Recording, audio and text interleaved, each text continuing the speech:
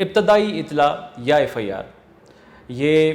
متاثرہ شخص جس کے خلاف کوئی واقعہ ہوا ہے، اس کی پراپرٹی کو کوئی نقصان پہنچا ہے، اس کے جسم کو کوئی نقصان پہنچا ہے یا اس کے خلاف کوئی جرم ہوا ہے اور وہ جرم قابل دست اندازی ہے،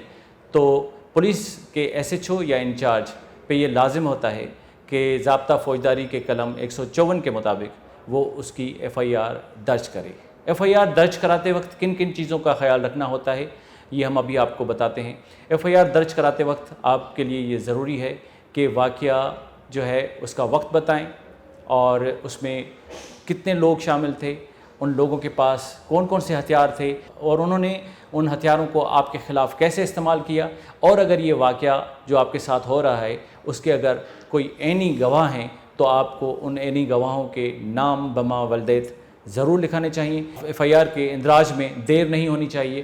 FIR کے اندراج میں اگر دیر ہو گئی ہے تو اس دیر کی وجہ FIR میں اس کا ذکر ہونا بہت ضروری ہوتا ہے، ورنہ کیس کمزور ہو جاتا ہے۔ FIR اگر واقعے میں زخم آ جاتے ہیں تو اس کے لیے ضروری ہے کہ آپ پولیس کے پاس جائیں اور پولیس سے لیٹر لیں اور میڈیکل لیگل آفیسر کے پاس جا کر اپنا چیک اپ کروائیں۔ میڈیکل سرٹیفکیٹ اور اس میں آپ کے زخموں کا ذکر آنا بہت ضروری ہوتا ہے، کیونکہ یہی آپ کے زخم جو ہوتے ہیں وہ FIR میں تعزیرات پاکستان کے قلم بن کر وہ جو ہے اس میں لگتے ہیں، اس لیے ان باتوں کا آپ کو خیال رکھنا چاہیے۔ اس کے علاوہ ایک اور اہم بات یہ ہے کہ اگر SHO آپ کی FIR داخل کرنے سے انکار کر دیتا ہے تو آپ نے SHO کے بالا افسر کو جو ہے وہ شکایت کرنی ہے، جس میں سینئر سپرنٹینڈنٹ آف پولیس ضلع کا ہوتا ہے۔ اگر وہ بھی آپ کی FIR درج کرنے سے انکار کر دیتا ہے تو آپ کے پاس قانونی ایک راستہ ہے کہ آپ ضابطہ فوجداری کے 22A کے ذیلی دفعہ 6 کے تحت آپ ڈسٹرکٹ اینڈ سیشن اپنے علاقے کے ڈسٹرکٹ اینڈ سیشن جج کے پاس جا کر ایک درخواست دیتے ہیں، کیس داخل کرتے ہیں کہ جی میرے ساتھ یہ واقعہ ہوا ہے اور SHO جو ہے وہ مقدمہ درج کرنے کے لیے تیار نہیں ہے۔ اور اگر سیشن جج جو ہے وہ بھی آپ کی FIR داخل نہیں کرتا تو وہ آرڈر آپ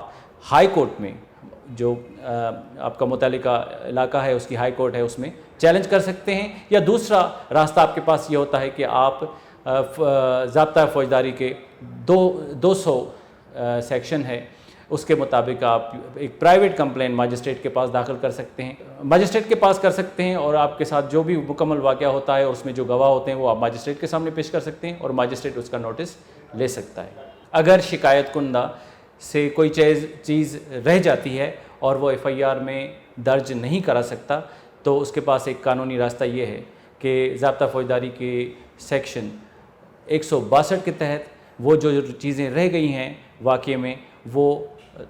FIR میں شامل کروا سکتا ہے۔ FIR داخل کراتے وقت شکایت کنندہ کے لیے ضروری ہوتا ہے کہ وہ اپنے جو FIR ہے درج کرانے کے لیے وہ تحریری صورت میں دے، اور وہ دستخط کرنے سے پہلے وہ SHO کے لیے لازم ہے کہ وہ FIR شکایت کنندہ کو پڑھ کر بتائے اور پوری FIR پڑھ کر سنانے کے بعد وہ ان سے دستخط لے۔